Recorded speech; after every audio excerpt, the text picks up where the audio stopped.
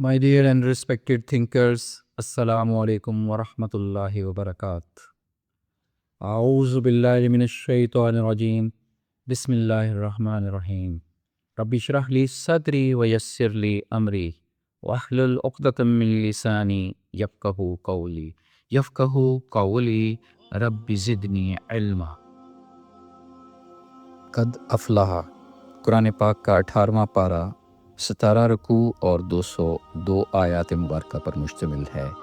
اس پارہ میں 2 مکمل صورتوں یعنی المومنون اور النور کا احاطہ ہو رہا ہے، جن کے مضامین ڈیوائن مرر یعنی ربانی آئینہ کا نقشہ کھینچ رہے ہیں۔ مومن جب اپنے آپ کو ربانی آئینہ میں دیکھتا ہے تو اسے رب ذوالجلال کی صفات کی جھلک نظر آتی ہے۔ اس پارہ سے بیش بہا قیمتی اسباق لیے جا سکتے ہیں۔ آج 7 سنہرے اسباق کا خصوصی طور پر ذکر ہوگا۔ پہلا خوبصورت سبق یہ مل گیا کہ اللہ رب العزت نے فرقان کی صورت ہمارے سامنے آئینہ رکھ دیا۔ جو کچھ اچھا کریں گے آئینہ کے دوسری جانب وہی نظر آئے گا۔ دل کے آئینہ سے ہم پڑھ سکتے ہیں کہ اللہ نے ہمیں بیکار پیدا نہیں کیا۔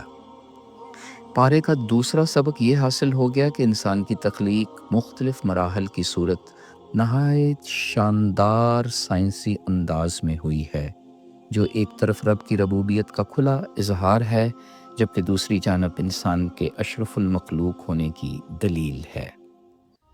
تیسرا سادہ سا سبق یہ مل گیا کہ اسلام بڑا آسان دین ہے، جہاں کسی بھی نفس پر اس کی طاقت سے زیادہ بوجھ نہیں ڈالا جاتا۔ پارے کا چوتھا گولڈن لیسن یہ علم دے رہا ہے کہ ہرگز کسی پر بہتان نہ باندھا جائے، یہ مکروہ اور منافقانہ گناہ ہے۔ خواتین کی عزت و ناموس قائم رکھی جائے، بغیر جانچ پڑتال کیے کوئی بات ادھر کی ادھر کر دینا رب کے غضب کو دعوت دینے کے مترادف ہے۔ اس پارے کا 5واں سبق تو علم و حکمت کا انمول خزانہ ہے۔ ہمیں نصیحت مل گئی کہ پاک مرد پاک عورتوں اور پاک عورتیں پاک مردوں کے لائق ہیں۔ پاکی نور کی مانند ہوتی ہے۔ باحیا خواتین مرد کے لیے پاکیزگی کا نور سمیٹ کر اسے بھی رب کی خوشنودی کے راستے میں ڈال دیتی ہے۔ اسی طرح مرد کی ماڈسٹی ایک پاکیزہ معاشرے کی بنیاد رکھتی ہے۔ پارے کا 6واں سنہرا سبق یہ مل گیا کہ قرآن نور کی ہی پھوار ہے، جو ہمیں تاریکی سے نکال کر روشنی کی طرف لاتی ہے۔ اس نور کی کئی برتیں ہیں، جوں جوں کھلتی ہیں اتنا ہی ایمان کا نور سمٹتا چلا آتا ہے۔ 7واں سنہرا سبق یہ حاصل ہو گیا کہ قرآن مجید فرقان حمید سچ اور جھوٹ کے درمیان فرق کرنے والی کتاب ہے۔ وضاحت ہوگی کہ اللہ رب العزت نیک لوگوں کو زمین کا وارث بناتے ہیں، انہیں خاص مقاصد کے لیے چن لیتے ہیں۔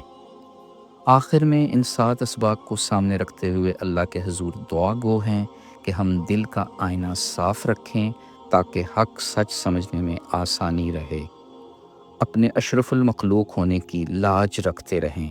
یا اللہ پاک ہمارے نفس پر ہماری طاقت سے زیادہ بوجھ نہ ڈالنا، ہم کسی پر بھی کوئی بہتان نہ باندھیں۔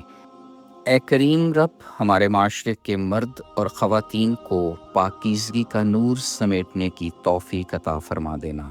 یا ارحم الراحمین فرقان کے نور کی بارش عطا کر دے، اس کی برکت سے ہمیں خاص مقاصد کے لیے چن لے۔ آمین یا رب العالمین۔ سبحان ربک رب العزت عما یصفون وسلام علی المرسلین والحمد للہ رب العالمین۔ فی امان اللہ۔ اللہ حافظ۔